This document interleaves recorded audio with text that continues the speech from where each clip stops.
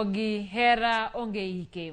Wakelo ni nyasi mar dhialo hera e kid jal moro mawachore ni jahigni 108 kod minode mawachore ni jahigni 103 ma e kaka Millicent miyo mbakano. Egweng mamodhe wa Amai e Gatundu North County ma Kiambu. Nen mor kod ilo motele gi alam makende.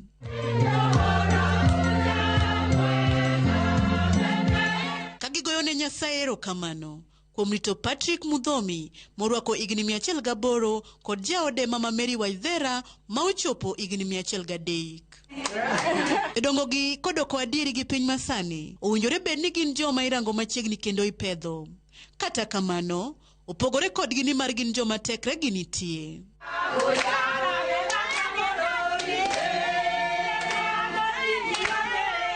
Ok ginyuore nikech kata sani kama giromeno ok gipogre kod tije mag pur ngang'.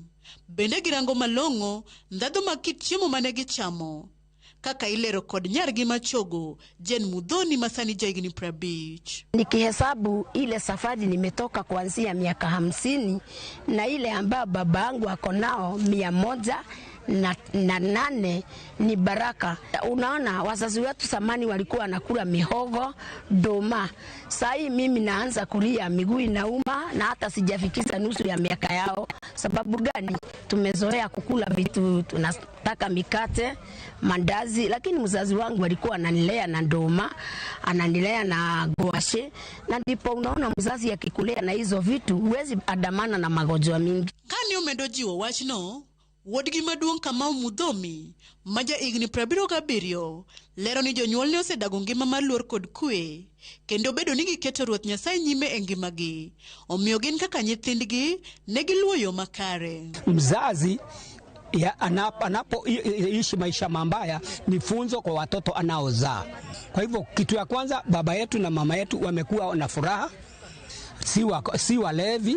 Sisi wale wamezaliwa na huyu mzee hatukuiga akikuja nyumbani jioni akiwa mlevi, hatukukutana naye baba yetu akitukanana matusi maovu.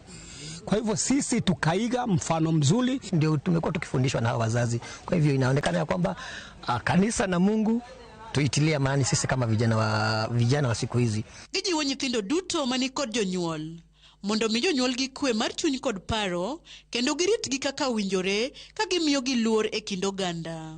Watoto, peeni wazazi wenu pesa na chakula, kwa maana mtu mwingine juzi nisikia akisema wazazi wakipewa pesa hawajui kuzitumia, na mama bado ako vikundi za wamama pahali viti zinapeanwa na hema imepeanwa. Sasa ukimpatia unga ataenda kupeleka unga kwa vikundi. Mimi ningeomba tafadhali wale wako na wazazi, juu najua ya kwamba Biblia inasema mzazi ni Mungu wako wa pili.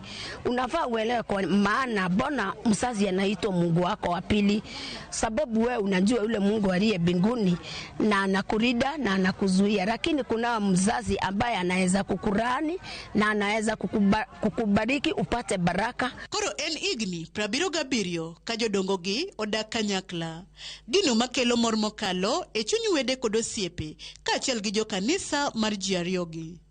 En gima ber mar neno hera kinde duto, kaka adier, hera en remo.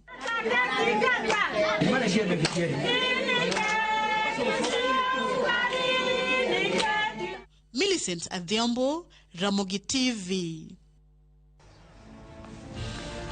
Adiera era